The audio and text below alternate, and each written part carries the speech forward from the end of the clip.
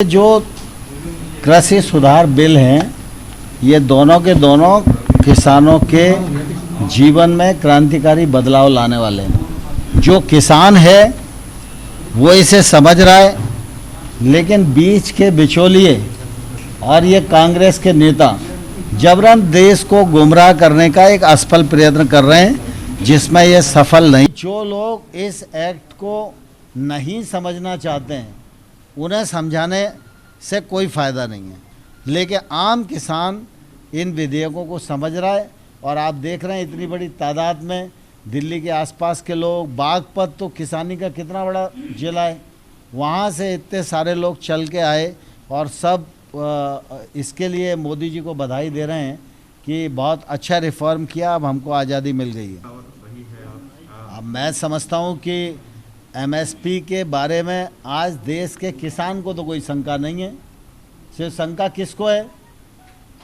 जिन कांग्रेस के लोगों का किसानी से कोई लेना देना नहीं है।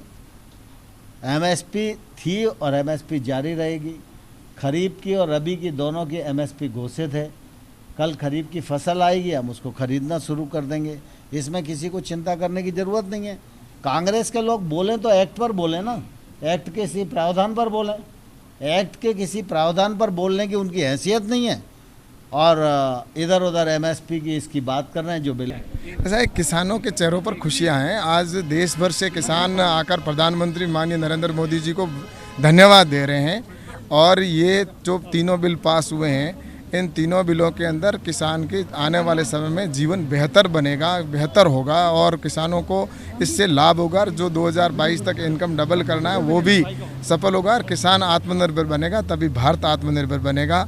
इसीलिए ये बिल लाए गए हैं और ये बिल हैं, इससे किसान को आज़ादी मिली है अपने उत्पादन को मनचाही रेट पर और मनचाही स्थान पर वो किसी भी राज्य के अंदर बेच सकेगा। आज दिन तक उसको ये स्वतंत्रता नहीं थी, वो सिर्फ अपने मंडी के नज़दीकी मंडी के अंदर ही बेच सकता था, लेकिन अब वो अन्य स्थानों पर जहां उसको जिस राज्य में अधिक रेट मिलेगी वहां पर वो बेच सकेगा।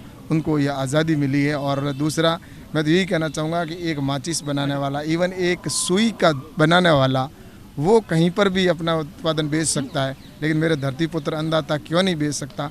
इसलिए उनको आज़ादी के बिल है कि इन्होंने 60 साल किसान के साथ धोखा किया। देश की आज़ादी के बाद कभी किसान को ऊपर उठने नहीं दिया। उन्होंने कोई ऐसा योजना नहीं बनाई, ऐसा कोई कानून नहीं बनाया।